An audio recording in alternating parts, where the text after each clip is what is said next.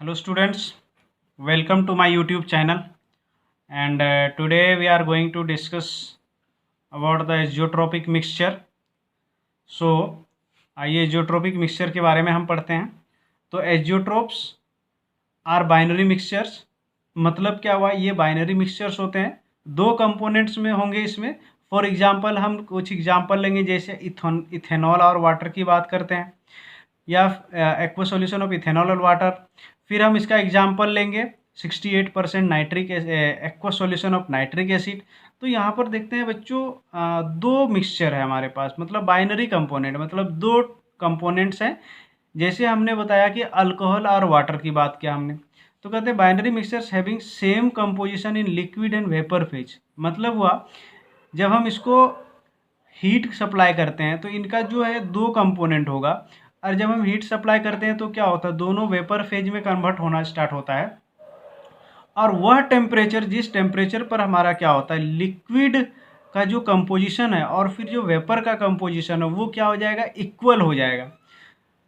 And boils at constant temperature, जो कि constant temperature मतलब फिक्स टेम्परेचर. जैसे कि इसके केस में हम अभी मैं बताऊंगा, तो उसमें 353 केल्विन एक कांस्टेंट टेम्परेचर है, जिस पर क्या होता है वो इथेनॉल और वाटर का जो 95% इथेनॉल 95% का जो सॉल्यूशन है वो 353 केल्विन पर बॉयल होता है. These mixture cannot be separated by fractional distillation. Fractional distillation मतलब क्या होता है, डिस्टिलेशन ही है जिसमें क्या होता है ना, जो बॉइलिंग पॉइंट का अगर डिफरेंस दोनों का बहुत कम है तो उस केस में हम लोग यूज़ करते हैं किसी पर्टिकुलर कंपोनेंट को सेपरेट करने के लिए फ्रैक्शनल डिस्टिलेशन का. तो अब आगे हम पढ़ते हैं क्या, ये जो एजियोट्रोपिक मिक्सचर्स होते हैं वो दो टाइप के होते हैं. सो आइए देखते हैं एजियोट्रोप्स. तो azeotropes are of two types. One is minimum boiling azeotrope and another is maximum boiling azeotrophs. We'll discuss each one by one. So first let us discuss first one, minimum boiling azeotroph. जैसे हम बात करते हैं इसमें sentence से हमें पता चलता है कि मिनिमम का मतलब क्या होता है, बहुत कम. बहुत कम मतलब उनका एक पोजीशन जहाँ पर न्यूनतम हो जाए. तो यहाँ पर क्या करें, मिनिमम बॉइलिंग एजियोट्रोप्स मीन्स क्या होता है. एग्जाम्पल के लिए हम यहाँ पर ले रहे हैं alcohol 95% alcohol, aqua solution of alcohol की अगर बात करते हैं, इनका अगर मिक्सचर लेते हैं तो इस ग्राफ से हम यहाँ पर समझ सकते हैं. ये ग्राफ में जो हमने पहले बताया था, ये जो ग्राफ है हमारा क्या, जैसे जैसे रॉल्स लॉ से अकॉर्डिंग हमने पढ़ा था, तो टोटल प्रेशर का ये ग्राफ है हमारे पास. अब ये जो वेपर प्रेशर है, सिंस क्या है मिनिमम बॉइलिंग, मिनिमम बॉइलिंग का मतलब होता है बच्चों कि वह कम तापमान पर एटमॉस्फेरिक प्रेशर को अटेंड कर लेता है, जिसकी वजह से वो क्या होता है, बॉयल होता है. रीजन क्या है इसके पीछे, अगर हम कोई कंटेनर ले लेते हैं बच्चों, जैसे ये हमारा कंटेनर है, इसमें हमने दोनों को एक साथ ले लिया. अब क्या होगा, एक टेम्परेचर आएगा जहाँ पर क्या होता है, एक्चुअली ये दोनों इवेपोरेट होगा, दोनों हमारा वोलाटाइल कंपोनेंट हो, both will start evaporating and will come into the vapour phase. दोनों बॉयल होगा और वो वेपर फेज पर आएगा. और वेपर फेज पर आएगा तो क्या करेगा ये, इन रिटर्न ये क्या करेगा, इस लिक्विड के सरफेस पर प्रेशर अप्लाई करेगा. और जिस वक्त इनका जो प्रेशर होगा वो एटमॉस्फेरिक प्रेशर के बराबर हो जाएगा, तो वो पोजीशन हमारा क्या कहलाएगा, बॉइलिंग पॉइंट कहलाएगा. So 95% aqua solution of ethanol जो है वो बिहेव करेगा as a minimum boiling azeotrope. Reason इसके पीछे क्या है, अब देखिए इस ग्राफ से हम देख सकते हैं. तो देखते हैं यहाँ पे क्या होता है, अब जैसे जैसे इसको हीट करते हैं तो वेपर क्या होता है, इंक्रीज होते जा रहा है, वेपर इज गेटिंग इंक्रीज. तो वेपर इंक्रीज हो रहा है, तो वेपर इंक्रीज तो हमारे पास एक पॉइंट आएगा जहाँ पर वेपर प्रेशर बच्चों क्या हो जाएगा, मैक्सिमम हो जाएगा. So at the point where the vapor pressure will be minimum, and if we measure the temperature at that point, then we will get a certain position where the temperature or the boiling point will be minimum, since at the lowest boiling point it can convert into, that means the mixture can convert into vapor phase and can be equalized to the atmospheric pressure, hence it will have the minimum boiling point. And for this mixture 95% alcohol, aqueous alcohol mixture, it boils at, it is having the minimum boiling point is 353 Kelvin, and as we know that water boils at 100 degree centigrade. Here यहाँ पर हम देखते हैं क्या, water का हमारा क्या है कंसेंट, मतलब हमने मोल फ्रैक्शन 1 ले लिया. इसका मतलब इस एक्सिस पर, इस पॉइंट पर हमारा प्योर वाटर है, इस पॉइंट पर हमारा प्योर अल्कोहल है. तो अब जैसे जैसे इस डायरेक्शन में जा रहे हैं तो अल्कोहल का कंसंट्रेशन हमारा डिक्रीज होता जा रहा है. The concentration of alcohol goes on decreasing as we move from this side towards this. And when we reach, जब हम पहुंचते हैं 95% पर, when we reach at the 95%, then it shows maximum vapor pressure and will have the lowest boiling point. तो इसको हम क्या कहते हैं, मिनिमम बॉइलिंग एजियोट्रॉप. इसका यही मतलब हो कि बॉइलिंग पॉइंट हमारा क्या हो गया, मिनिमम हो गया. Hope your understanding. अब हम दूसरी ओर अगर बात करते हैं, और ये जो होता है एक और बात है इसमें ध्यान देनी है. मिनिमम बॉइलिंग एजियोट्रॉप मतलब क्या कर रहा है, ये पॉजिटिव डेविएशन हो रहा है. इस ग्राफ से हमें क्या दिख रहा है, ये क्या होता है, वेपर प्रेशर क्या हो रहा है, ज़्यादा हो रहा है. ये वेपर प्रेशर जो इसका एक्चुअल है उससे क्या हो रहा है, ज़्यादा हो रहा है, मतलब ये क्या शो कर रहा है, पॉजिटिव डेविएशन. फिर हम दूसरे की अगर बात करते हैं जिसमें हमने क्या बताया, मैक्सिमम बॉइलिंग एजियोट्रॉप, मतलब इनका बॉइलिंग पॉइंट मैक्सिमाइज हो जाएगा और जिस टेम्परेचर हमारा वेपर प्रेशर मिनिमम हो जाएगा, जिस टेम्परेचर पर, जिस पॉइंट पर हमारा वेपर प्रेशर मिनिमम रहेगा, अगर वो हम टेम्परेचर मेजर करें तो वो हमारा टेम्परेचर, मतलब वो टेम्परेचर जो बॉइलिंग पॉइंट है उसका, वो क्या हो जाएगा, मैक्सिमम हो जाएगा. तो देखते हैं यहाँ पर हमने क्या लिया, 68% aqueous solution of nitric acid. जब हम इनके ग्राफ की अगर बात, हम ग्राफ के थ्रू समझते हैं तो यहाँ पर देखने से हमें क्या पता चलता है students, we come to know that the point at this point, जैसे जैसे हम इसकी ओर जाते हैं, नाइट्रिक एसिड का कंसंट्रेशन हमारा यहाँ पर जैसे जैसे आगे की ओर बढ़ते हैं, जैसे 68% आ जाता है हमारा नाइट्रिक एसिड का कंसंट्रेशन इन द वाटर, तो वो क्या होता है, इनका जो वेपर प्रेशर है वो बेटा मिनिमम हो जाता है. जैसे मिनिमम हो जाता है, जहाँ पर वेपर प्रेशर मिनिमम हो गया उस पॉइंट पर क्या हो जाएगा, हमारा बॉइलिंग पॉइंट मैक्सिमम हो जाएगा. क्योंकि इसको बॉइलिंग पॉइंट हम उसको कहते हैं जहाँ पर क्या होता है, हमारा लिक्विड बॉईल करता है, मतलब हो गया उसका जो वेपर प्रेशर है वो 1 एटमॉस्फेरिक प्रेशर के बराबर होता है. क्योंकि वेपर प्रेशर बहुत लो है इस पोजीशन पर, we have to supply more and more heat energy, more and more temperature has to be given. ये क्या हमारा, ये पॉइंट हमारा क्या हो गया, ये बॉइलिंग पॉइंट. यानी कि जिस टेम्परेचर पर, जिस पोजीशन पर वेपर प्रेशर मिनिमम हो रहा है उस पोजीशन पर हमारा बॉइलिंग पॉइंट मैक्सिमम हो रहा है, इसलिए इसको हम क्या कहते हैं, मैक्सिमम बॉइलिंग एजियोट्रॉप. तो ये थी हमारी एजियोट्रॉप मिक्सचर की कहानी. और कुछ इसके एग्जाम्पल की अगर बात करते हैं, जो पॉजिटिव डेविएशन शो करता है, जो मिक्सचर पॉजिटिव डेविएशन शो करता है वो क्या हो गया, मिनिमम बॉइलिंग एजियोट्रॉप होगा. और जो मिक्सचर नेगेटिव डेविएशन शो करता है that will have the minimum boiling azeotrope. For example मैंने यहाँ पे नाइट्रिक एसिड ले लिया, एक्वस नाइट्रिक एसिड 68%, और यहाँ पर हमने ले लिया 95% इथेनॉल का जो मिक्सचर है. Hope you are understanding. अब इसके बाद हम पढ़ते हैं, इससे आगे जो हम पढ़ेंगे वो हम पढ़ेंगे कॉलिगेटिव प्रॉपर्टीज़ के बारे में. अगर कॉलिगेटिव प्रॉपर्टीज़ की बात करें तो बच्चों, कॉलिगेटिव प्रॉपर्टीज़ क्या होता है, तो ये वो सारे प्रॉपर्टीज़ होते हैं जो किस पर डिपेंड करता है, जो नंबर ऑफ पार्टिकल पर डिपेंड करता है. तो कॉलिगेटिव प्रॉपर्टी हम बात करते हैं, कॉलिगेटिव प्रॉपर्टीज. सो कॉलिगेटिव प्रॉपर्टीज वो होते हैं, तो पहला पॉइंट इसमें क्या लिखेंगे बच्चे, ये these depends upon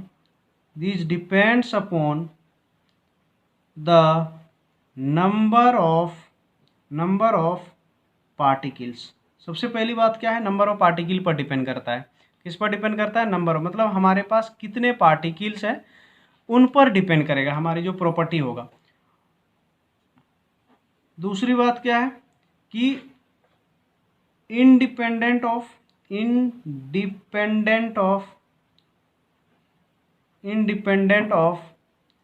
the chemical identity. Chemical identity मतलब क्या हुआ कि सपोज हमने कहा, सपोज मैंने ले लिया NaCl, ठीक है बेटा। अब NaCl है हमारे पास, और यहाँ पर जो हम देख रहे हैं ये पूरा एक पार्ट मतलब एक मॉलिक्यूल है। इनका जो कॉलिगेटिव प्रॉपर्टीज़ होगा, और ये क्या हो जाएगा, एक्वा सॉल्यूशन में जाने के बाद इनकी संख्या बढ़ जाएगी Na और Cl, यानी कि क्या होगा, ये जब आयनिक फॉर्म में हो जाएगा, ये जब क्लीव कर जाएगा, तो इनकी जो प्रॉपर्टीज़ है वो डिफरेंट होगी as compare to the property of this. तो कहते हैं क्या, ये केमिकल आइडेंटिटी पर नहीं डिपेंड करता, बल्कि किस बात पर डिपेंड करता है, ये डिपेंड करता है हमारा कितने पार्टिकल्स हो रहे हैं हमारे सॉल्यूशन पर। तो इसमें हम लोग पढ़ेंगे 4 कॉलिगेटिव प्रॉपर्टी पढ़ेंगे। तो पहला जो कॉलिगेटिव प्रॉपर्टी है हमारा वो है relative lowering of vapour pressure. पहला कॉलिगेटिव प्रॉपर्टी जो हम पढ़ेंगे that will be relative lowering of vapour pressure. दूसरा मैं बताऊंगा आपको ऑस्मोटिक प्रेशर। तीसरा एलिवेशन इन बॉइलिंग पॉइंट, फिर डिप्रेशन इन फ्रीजिंग पॉइंट। तो इन सारे को मैं एक एक करके डिस्कस करूंगा, और हर एक से रिलेटेड कुछ ना कुछ प्रॉब्लम्स कराते जाऊंगा आपको, सो दैट कि आपको टॉपिक पर अच्छी पकड़ हो। तो सबसे पहले आइए हम डिस्कस करते हैं relative lowering of vapour pressure क्या होता है। एज द नेम सजेस्ट, हमें वर्ड से क्या पता चलता है, रिलेटिव मतलब किसी के सापेक्ष, किसी के कंपेयर में। लोअरिंग मतलब क्या हो जाता है, कम हो जाना। क्या कम हो जाना, वेपर प्रेशर का कम हो जाना। तो क्या कम हो जाएगा, वेपर प्रेशर। तो इसको हम क्या कहेंगे, relative lowering of vapour pressure. तो अब यहाँ पर एक एग्जांपल लेते हैं। सपोज हमारे पास एक सॉल्यूशन है, we have a solution. Suppose मैंने यहाँ पर ले लिया वो सॉल्यूशन, ये हमारा प्योर, ये हमारा इस पर क्या है, प्योर लिक्विड सपोज करो डला हुआ है। अब मैं क्या करूँगा, इस लिक्विड पर कोई नॉन वोलाटाइल, ये सपोज करो हमारा, लेट अस कंसीडर ये क्या है, वाटर है हमारा। अब मैं क्या करूँगा, suppose I have added NaCl over this solution, यानी कि हमने क्या कर दिया, NaCl ऐड कर दिया। जब हम NaCl डालेंगे तो क्या ये पूरा एक सॉल्यूशन बन जाएगा। और जब सॉल्यूशन बन जाएगा, क्योंकि क्या है NaCl, हमने क्या किया, नॉन वोलेटाइल सॉल्यूट डाला है, non volatile solute. Non volatile का मतलब क्या होता है कि ये क्या होगा, वेपर फेज में नहीं जाएगा। मतलब क्या हुआ, जैसे पहले जिस रेट से जा रहा था, अब देखो यहाँ पे लोअर क्यों हो जाएगा, इसका वेपर प्रेशर कम क्यों हो जाएगा। तो इसके पीछे की कहानी ये है कि जैसे ही आपने NaCl डाला तो क्या होगा, ये NaCl के पार्टिकल क्या होंगे, अब इनके पाथ पर Na पॉजिटिव Cl नेगेटिव ऐसे इनके रास्ते पर आ जाएंगे। अब क्या होगा, अब यहाँ पर जो वाटर के मॉलिक्यूल थे जो इजीली ये क्या वेपर में जा पा रहे थे, अब क्या होगा, इनके रास्ते पर Na मॉलिक्यूल आ गया। मतलब क्या हुआ, अब वाटर को बाहर निकलने के लिए सोडियम के मॉलिक्यूल, सोडियम आयंस या क्लोराइड आयंस, उनको रास्ते से हटाना पड़ेगा। सपोज करो मैं ये एग्जाम्पल के तौर पर समझाता हूँ। सपोज यह हमारा इतना चौड़ा सा रास्ता है, और इस रास्ते से पहले सपोज करो 10 लोग जा रहे थे, 10 लोग जा रहे थे इधर से, पहले कोई नहीं था। अब यहाँ पे क्या होगा, इधर से भी कुछ पार्टिकल आ गए, मतलब कुछ लोग इधर से भी यहाँ पर कुछ खड़े हैं। तो अब सीधी सी बात है, हमें सीधी सीधी समझ में आती है कि जैसे ये लोग आगे जा रहे थे तो क्या हो गया, अब जिस रफ्तार से ये आगे बढ़ पा रहे थे अब वो उस रफ्तार से नहीं जाएंगे। मतलब क्या हो जाएगा, ये वेपर फेज में कन्वर्जन का रेट क्या हो जाएगा, डिक्रीज हो जाएगा। तो अब जो हमारा प्योर स्टेट में था, हालांकि यहाँ पर सोडियम क्लोराइड की वजह से वो नॉन वोलेटाइल, तो वो वेपर में कंट्रीब्यूट नहीं कर रहा है, लेकिन फिर भी क्या हो रहा है, कुछ ना कुछ इसका जो वेपर प्रेशर है वो डिक्रीज हो जाएगा। जो डिक्रीज होता है ओरिजिनल के केस, ओरिजिनल के कंपेयर में, मतलब प्योर कंपोनेंट के कंपेयर में, तो हम उसको क्या कहेंगे, relative lowering of vapour pressure. तो इसके लिए लेट अस कंसीडर कि हमारे पास जो रॉल्स लॉ से हमने जो पढ़ा था, रॉल्स लॉ के अकॉर्डिंग हमने क्या पढ़ा था। तो अब सपोज करो P1 क्या हो जाएगा हमारा, equal to P01 into X1, यह हमने पढ़ा था रॉल्स लॉ। और P2 मतलब सेकेंड कंपोनेंट अगर NaCl का लेते हैं, PNaCl की अगर बात करते हैं, तो PNaCl क्या हो जाएगा, P0 NaCl into x NaCl हो जाएगा। तो अब P टोटल हमारे पास क्या हो जाएगा, P01 into X1, P01 into X1 आप plus P0 of NaCl into x of NaCl, ठीक है, इंटू एक्स ऑफ NaCl।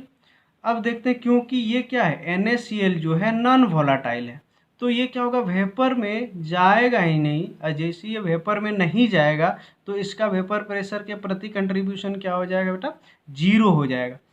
अब जब जीरो हो जाएगा तो हमारा जो भी वेपर प्रेशर होगा वो किसकी वजह से होगा, पहले वाले की, यानी कि P1 की वजह से सिर्फ होगा। P1 इक्वल टू P0, ये टोटल हो गया हमारा, P टोटल जो भी हो जाएगा P01 इंटू X1 ही होगा। फिर हमें ये भी पता है X1 अब प्लस X2 किसके बराबर होता है, ये 1 के बराबर होता है, कि total sum of the mole fractions is equal to 1। तो मोल फ्रैक्शन का जो सम होता है 1 होता है। तो मैं लिख सकता हूँ X1 equal to 1 minus X2 लिख सकता हूँ। जब 1 माइनस X2 लिख सकते हैं तो मैं क्या करूँगा, यहाँ पर इसके जो वैल्यू है इनको मैं पुट कर सकता हूँ, P1 equal to P01 into 1 minus X2, P01 into 1 minus X2 यहाँ पर लिख सकता हूँ। और इनको अगर मैं अंदर मल्टीप्लाई कर दूं तो क्या लिख सकता हूँ, P01 minus P01 into X2, ठीक है बच्चों।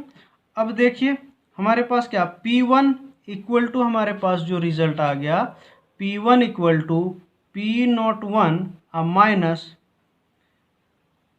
P01 इंटू X2 है। तो अब इससे हमें क्या पता चल रहा है, देखो P1, अब इसको मैं ट्रांसपोज कर देता हूँ, इस पूरे टर्म को मैं लेफ्ट हैंड साइड लेके आ जाता हूँ सपोज करो, तो हमारे पास क्या रिजल्ट आएगा, P01 into X2 equal to P01 minus P1 हो जाएगा। तो हमारे पास क्या रिजल्ट आ जाएगा इस तरह से, या और X2 इक्वल टू मैं लिख सकता हूँ, X2 is equal to P01 minus P1 upon P01। ये हो जाएगा हमारा कंपोनेंट मोल फ्रैक्शन का, मतलब सेकेंड कंपोनेंट का जो मोल फ्रैक्शन आ रहा है हमारा, ये आ रहा है। और ये जो कंपोनेंट है ये क्या, ओरिजिनल में हमारा क्या हो रहा है, P1 हमारा डिक्रीज हो रहा है। ओरिजिनल जो कंपोनेंट हमारा प्योर कंपोनेंट का जो वेपर प्रेशर था वो P01 था, उसमें कुछ अमाउंट जो डिक्रीज हो रहा है। मतलब फाइनली अगर मैं इसको लिखूं तो मैं इसको ये लिख सकता हूं कि जो वैल्यू हमारा आया इस पर, वो वैल्यू है हमारे पास P01 minus P1 upon P01 किसके बराबर है, X2 के बराबर है। अब देखिए यहाँ पर ये जो टर्म है हमारे पास, this is what call lowering of vapour pressure, lowering of vapour pressure. क्या हो गया, ये जो टर्म है ये हमारा लोअरिंग ऑफ वेपर प्रेशर हो गया। और पूरा जो टर्म है ये होल टर्म, इसको P01 minus P1 upon P01, इस पूरे टर्म को क्या कहेंगे, RLVP, relative lowering of vapour pressure. और ये कितना लोअर होगा या कितना कम होगा वो सीधे सीधे डिपेंड करता है मोल फ्रैक्शन हमने सॉल्यूट का कितना डाला है, मतलब सॉल्यूट की क्वांटिटी कितनी डाली गई है उस पर डिपेंड करेगा हमारा मोल फ्रैक्शन, मतलब सॉल्यूट के मोल फ्रैक्शन पर डिपेंड करेगा। होप यू आर अंडरस्टैंडिंग, यहाँ तक समझ में आ गई।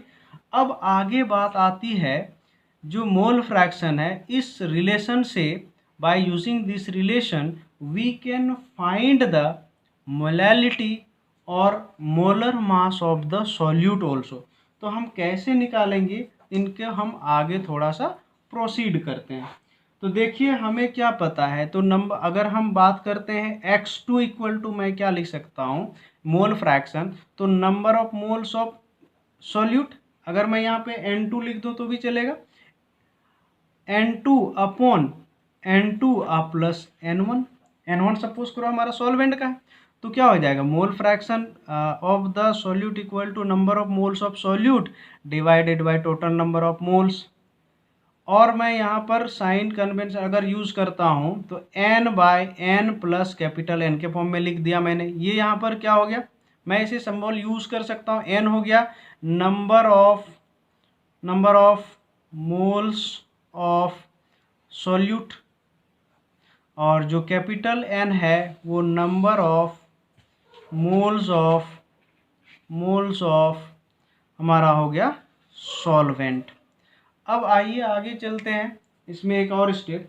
तो हम ये लिख सकते हैं x2 इक्वल टू, मैं लिख सकता हूँ n अपॉन कैपिटल N, क्योंकि ये जो हमारा सॉल्यूशन है वो डाइल्यूट सॉल्यूशन है, और ये जो n और स्मॉल n, ये जो n की वैल्यू है, n की जो वैल्यू है कैपिटल N की, the value of capital N, that is the number of moles of solvent is much higher than number of moles of solute. in that case, इस case में हम क्या ले सकते हैं, n प्लस n मतलब n ही लिख सकते हैं। अगर हम समुद्र के पानी में एक बकेट पानी डाल दे तो उस पर कोई फर्क नहीं पड़ेगा, तो यही हो गया, ये समुद्र हो गया, उसमें एक बकेट पानी डाल रहे तो उससे कोई फर्क नहीं पड़ेगा।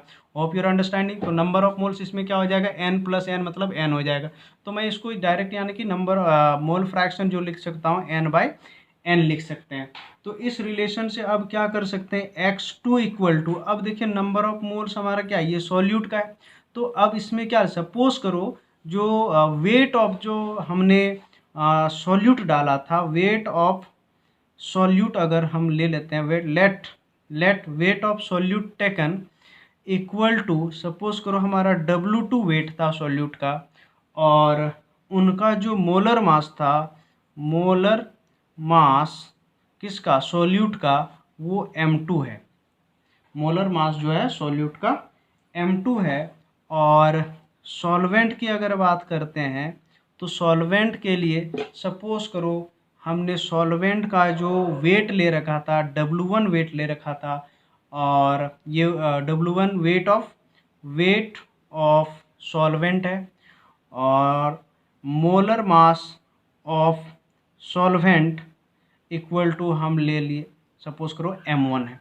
तो अब क्या करेंगे, अब यहाँ पर हमारे पास रिलेशन आ गया था already, we have already this relation P01 minus P1 upon P01 equal to, we had x2, हमारे पास x2 रिलेशन था। तो मैं लिख सकता हूँ P01 minus P1 upon P01 equal to, अब मैं x2 की जगह पर इन place of x2 number of moles, ये जो वैल्यू है n अपॉन कैपिटल N लिख सकता हूँ, n/कैपिटल N लिख सकते हैं। P01 माइनस P1 इनके जगह में मैं upon P01 equal to n upon capital N लिख सकते हैं। अब इसको क्या करेंगे, यहाँ पर हम क्या पुट करेंगे, इसके नंबर ऑफ मोल्स का जो फॉर्मूला था weight upon molar mass, since number of moles equal to weight upon molar mass होता है। तो हम क्या लिख सकते हैं स्टूडेंट्स, देखिए W2 वेट हमारा सॉल्यूट का है, W2 upon m2 molar mass of the solute, और डिवाइडेड बाय मैं लिख सकता हूँ W1 upon molar mass of the solvent m1। Further इसको हम अगर आगे लिखें तो मैं क्या लिख सकता हूँ, इसको रेसिप्रोसिटी में इसको चेंज कर देते हैं तो हमें मिल जाएगा W2 upon m2 into m1 upon W1। Hope your understanding. तो क्या हो जाएगा m1 अपॉन W1। तो मैं क्या लिख सकता हूँ यहाँ पर बच्चों, देखो फिर इसको क्या लिख सकता हूँ, P01 minus P1 upon P01 equal to, मैं लिख सकता हूँ W2 upon m2 into m1 bye W1। अब यहाँ से मैं मोलर मास, इनका जो मोलर मास है, मोलर मास सॉल्यूट का निकाल सकते हैं। तो सिंपली इसको क्या करेंगे, हम ट्रांसपोज कर देंगे, इनको लेफ्ट हैंड साइड लेके आ जाएंगे, जो डिवाइड में मल्टीप्लाई में हो जाएगा। तो सीधी तौर पर मैं अगर इसको लिख सकूँ m2 इक्वल टू, हम लिख सकते हैं इसको m2 will be equal to देखिए W2 इंटू m1 अपने प्लेस पर रहेगा। फिर क्या है, ये P01 माइनस P1 को अगर मैं चाहूँ तो डेल्टा P भी लिख सकते हैं इसको, तो मैं इसको लिख देता हूँ डेल्टा P, और ऊपर में हमारा क्या हो जाएगा P01, क्या हो जाएगा P01, और इनटू डिनोमिनेटर में हमारा W1 है। तो ये इस फॉर्मूला से हम क्या निकाल सकते हैं, we can calculate the molar mass, we can calculate the molar mass of the solute. ये क्या कर सकते हैं, मोलर मास। अगर हमारा वेट, अगर यहाँ पर वेट हमारा किस में दिया हुआ है, ग्राम में, तो हमें क्या करना पड़ेगा, इसको किलोग्राम में कन्वर्ट करने पड़ेगा। We have to convert it into kilogram. Hope your understanding. तो यहाँ से हम क्या निकाल सकते हैं, molar mass of the solute निकाल सकते हैं। ठीक है बच्चों। सो आई होप आपको समझ में आया होगा। ये डेरिवेशन एक बार फिर से देख लेते हैं हमने क्या क्या। सबसे पहले तो हमने बताया कि relative lowering of vapour pressure क्या होता है। रिलेटिव मतलब हम कंपेरेटिव स्टेट करते हैं। कंपेयर किससे करते हैं, उनके जो प्योर स्टेट में जो वेपर प्रेशर था। Since we have added non volatile solute, therefore this solute will contribute zero towards the vapour pressure. तो वेपर प्रेशर तो वो देगा ही नहीं, क्योंकि वो कहाँ जा रहा है, वेपर पर वो जा ही नहीं रहा है। ओके। सो फिर उसके बाद मैंने क्या किया, इसका कंपेयर जब किया तो ये हमें यहाँ से देखते हैं एक बार फिर से। तो ये हमें क्या पता चल रहा है, देखिए हमने यहाँ पर क्या, तो इसको क्या मान लिया जीरो, क्योंकि ये वेपर फेज में नहीं जा रहा है सेकंड कंपोनेंट। बशर्ते वो क्या कर रहा है, जो हमारा जो लिक्विड के पार्टिकल हैं, लिक्विड के पार्टिकल जो हमें वेपर में जा रहा था, बल्कि उसको जाने से रोक रहा है। मतलब वो क्या करेगा, हिंडर कर रहा है, इट हिंडर्स, और it provide an obstacle for the molecules which are going to convert into vapour phase. तो क्या हो जाएगा, हमारे पास जो भी वेपर प्रेशर हो जाएगा वो फर्स्ट कंपोनेंट की वजह से होगा। तो P टोटल हो जाएगा हमारा P01 x1 हो जाएगा। फिर यहाँ से हमने क्या किया, P1 इक्वल P01 x1। फिर हमें पता है कि x1 plus x2 equal to 1 होता है, तो x1 equal to 1 minus x2, तो P1 equal to P01 into 1 minus x2 हो जाएगा। यहाँ से हमने फिर वैल्यू पुट कर दिया, फिर इसको क्या कर दिया, इनके साथ मैंने मल्टीप्लाई कर दिया, इनको इनसे मल्टीप्लाई कर दिया। सो फाइनली हमारे पास क्या रिजल्ट आया, वी अचीव्ड दिस रिजल्ट। हमें मिल गया x2 यानी कि mole fraction of second component equal to P01 minus P1 upon P01। फिर इसके बाद हमारे पास क्या आया, देखिए फिर हमने इसको क्या, इसको जो रिलेट किया, I have correlated it with the mole fraction and tried to find out this in finding the value of molar mass of the solute. So यहाँ पर देखिए, अब सपोज करो हमारे पास जो पहला कंपोनेंट था उसका नंबर ऑफ मोल, हमारा जो सॉल्यूट है उसका नंबर ऑफ मोल हमारा स्मॉल n है, और पूरा सॉल्वेंट का जो नंबर ऑफ मोल है वो कैपिटल N है।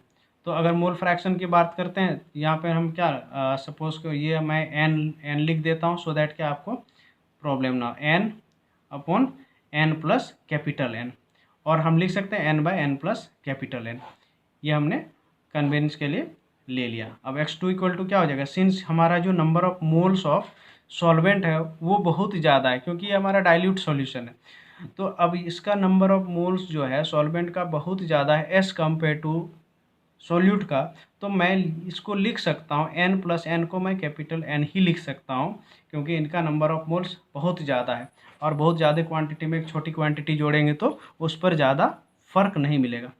अब हम कह रहे हैं कि सपोज़ करो हमने जो वेट ले रखा था, वो सपोज़ करो सॉल्यूट का वेट हमने W2 ले रखा था और उसका मोलर मास M2 था, और वेट जो सॉल्वेंट का हमारा W1 था उसका मोलर मास M1 था। तो फिर इसको हमने प्रोसीड किया, इस फॉर्मूले को, हमारे पास relative lowering of vapour pressure का इसके साथ रिलेशन था मोल फ्रैक्शन के साथ। In place of mole fraction from here, in place of mole fraction from this equation I have just put n upon capital n upon capital N। फिर हमने क्या किया, इसको इनका सिंस नंबर ऑफ मोल्स किसके बराबर था, वेट अपॉन मोलर मास होता है। फिर दूसरे का भी क्या होता है, वेट अपॉन मोलर मास होता है। फिर इनको क्या कहता है, डिवाइड को मल्टीप्लाई में चेंज कर दिया, W2 by M2 into M1 by W1। फिर क्या हो जाएगा, P01 minus P1 upon P01 equal to क्या हो जाएगा, W2 upon M2 into M1 by W1। तो फिर यहाँ से मैंने क्या किया, मोलर मास, यहाँ से मैंने मोलर मास को कैलकुलेट कर दिया। मतलब क्या हो गया, M2 जो है, M2 को मैं यहाँ पर लेके आ गया, तो P01 माइनस P1, इसको मैंने डेल्टा P ले लिया। यहाँ पे क्या है, P01 minus P1 which is equal to I have taken as delta P, I have taken it as a delta P, and simply I put the delta P over here, and into we are left with W1. So this is what, in this way we can find the molar mass of the solute. Hope बच्चों आपको समझ में आए होगी। Next class में मैं इससे related numerical आपको करवा दूंगा, सो दैट कि आप ज़्यादा से ज़्यादा न्यूमेरिकल सॉल्व कर सको। एक और बात है कि अगर आपको कोई भी डाउट है या फिर किसी तरह का क्वेश्चन है तो आप कमेंट सेक्शन में दें, और हमारा जो कमेंट सेक्शन में जो नंबर है आप उस पर किसी भी तरह का क्वेरी है तो आप उसमें पूछ सकते हैं। So thank you very much for watching this video, and I hope you are getting benefit from my video, and please share this video to your friends so that can most of the students can be benefited, और उन सारे बच्चों को भी इसका फ़ायदा मिले जो पढ़ाई नहीं कर पा रहे हैं या फिर जिनको अच्छी तरह से समझ नहीं आ रही है, उनके लिए भी ये वीडियो फ़ायदेमंद है। तो आप सभी बच्चों से मेरा यही निवेदन है कि आप इसको ज़्यादा से ज़्यादा शेयर करें, सो दैट कि सारे लोगों को इसका बेनिफिट मिल सके। Thank you very much.